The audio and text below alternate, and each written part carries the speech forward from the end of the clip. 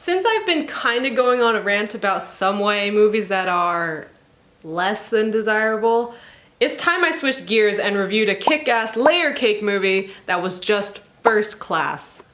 Enter Kingsman: The Secret Service. This movie came out in 2014 and is part of the reason why I believe 2014 to be my personal golden year of movies. Frankly, I'm not a big fan of rated R movies because a whole chunk of them when I was growing up was just filled with blood, guts, and gore. So, some random trivia for you. Kingsman was the first movie that made me not shy away from an R rating.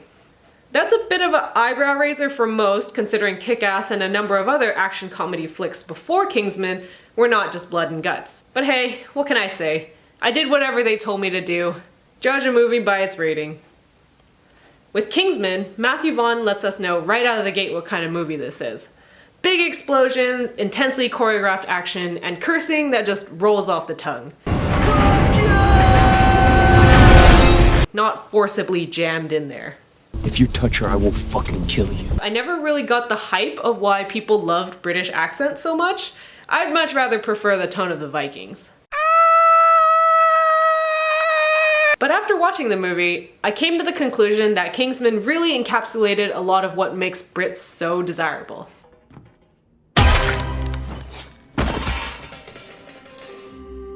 Here, just have my babies. Have them all. If I had that level of grace, I'd be killing it at the bars. They make sure to drive this point home when Harry mentors Eggsy to become the next Kingsman. Even though he grew up in the, I guess you would call, lesser part of England and doesn't have a posh accent, he can still rise to become the best version of himself. Being a gentleman has nothing to do with one's accent. It's about being at ease in one's own skin. As Hemingway said, there is nothing noble in being superior to your fellow man. True nobility is being superior to your former self. If any movie actually had any impact on my desire to ditch my slumpy pajamas for something that didn't look like it was fished out of a dumpster, this would be it.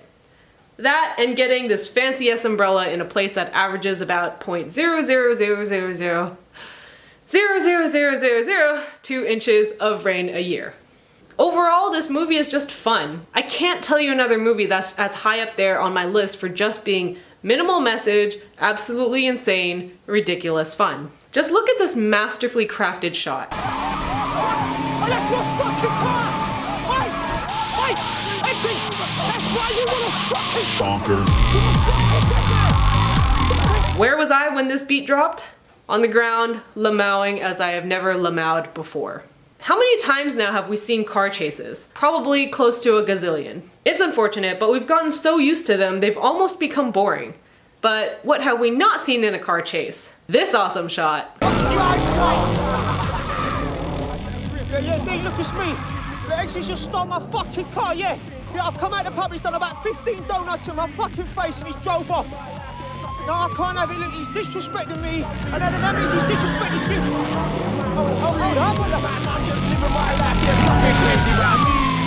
Notice that the director kept the camera on this POS instead of cutting to Eggsy's perspective. Pure directing genius. Seriously, this movie is just non-stop fun.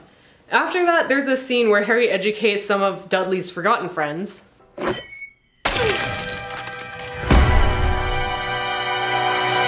I think they did learn something by the end of it.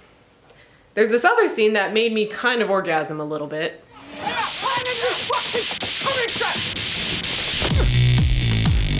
TMI, I'm sorry. And dude, just look at this camera shot. What the heck, is this even real? You wanker! I love you, son! The entire training montage was just breathtaking. You're breathtaking! There's the pug, which is the most adorable thing that's ever walked this earth. A pug. Then there's this really inventive test with the parachute. A Kingsman agent needs to be able to solve problems under pressure. Like what to do when one of your group has no parachute. Seriously, the thought put into these individual tests given to these guys is incredible. If you can get a breathing tube round a U-bend of a toilet, you have an unlimited air supply. Simple physics, worth remembering. Sorry, sir, but why the fuck did you choose me as the gimp? You need to take that chip off your shoulder.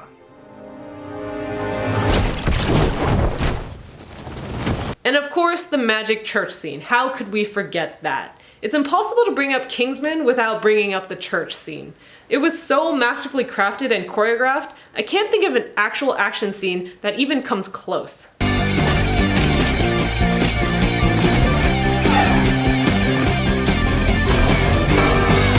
There's already a great video going into detail about this scene in particular, so I won't go into too much detail besides That is fucking spectacular! links in the description below.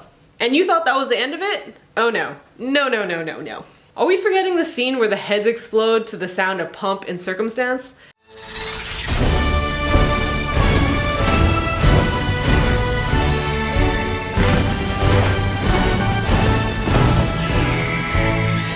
That scene is only second to the church scene, and if there are people who rank it higher, I could totally see the reasoning behind that.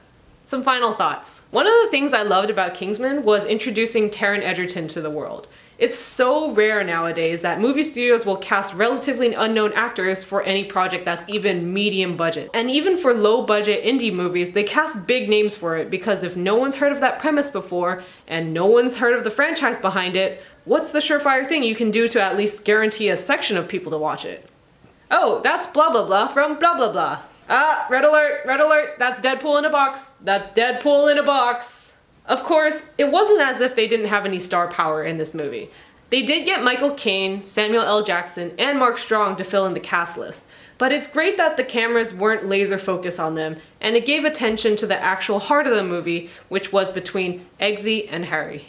Because of this movie, it kicked down a lot of doors for the new up-and-coming actor like Taron Egerton to appear in films like Eddie the Eagle, Rocketman, and Robin Hood. The last one's a bit of a farce, but we'll overlook it for now. Movies need these fresh faces and young-blooded actors. If studios require them to have a laundry list of credits to their name, you're basically looking at people who were thrust into Hollywood since they were a kid. To me, that's a bit sad. I'd like to think that being in your early 20s with little on-screen credits to your name doesn't mean you won't automatically not get casted in a wide-released movie until a decade later. It's a bit of a risk for movie studios, sure, but I personally don't want to see the same faces over and over again. Come on guys, diversity even within the same race keeps things fresh. Like, even though Amandla Stenberg is a good actress, there are other young black girls out there that need some screen time, okay? Thanks for watching and hopefully geeking out with me about Kingsman: The Secret Service. I'm pretty excited about the newest one to hit theaters in February, even though the Golden Circle fell a little bit flat for me. But it looks like we'll be getting Pretty Boy from The Darkest Minds and Voldemort with a nose, so I'm down for that.